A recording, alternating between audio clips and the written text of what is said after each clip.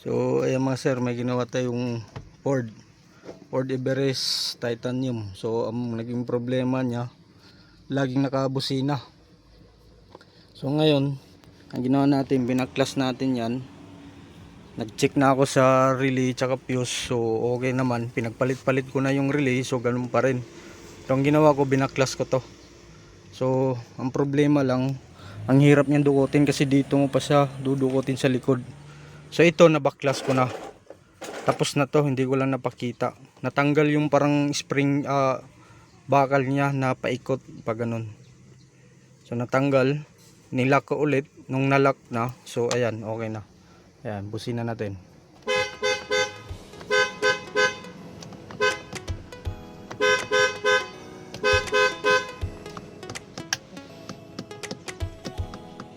Walang kontak dito banda. So ayan, meron na. So yun lang yung bakal na ano sa yung bakal na paikot. So kanina laging nagbusina. So ngayon okay na. Balik na lang namin to. Meron pa lang ano sir, hindi na lock.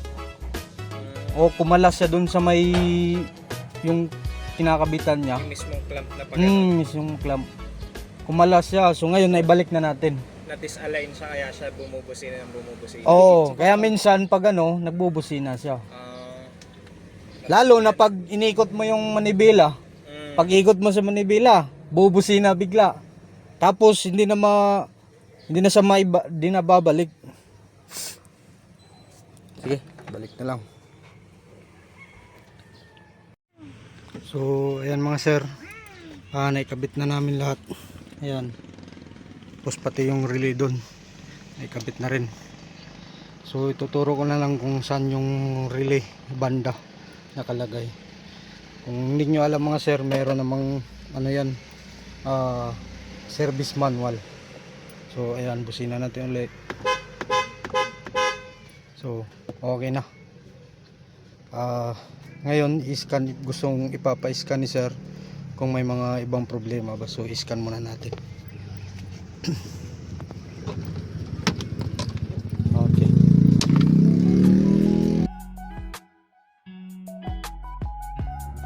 So, ayan mga sir, in-scan natin yung sasakyan.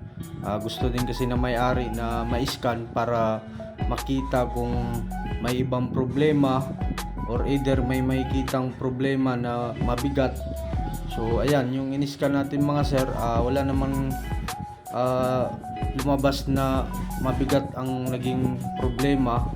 So lahat ng andyan, dinelete lang natin, nireset lang natin sa scanner.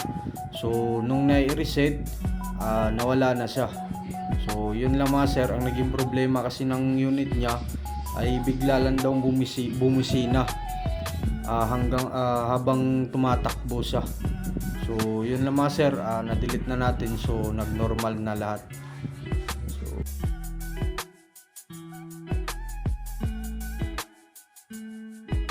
So ayan, Ford Everest. So ayan, natapos na. So okay na to. Tapos may ginawa din tayong nabara, signal light naman. Nagpalit lang ng ilaw. So okay na din.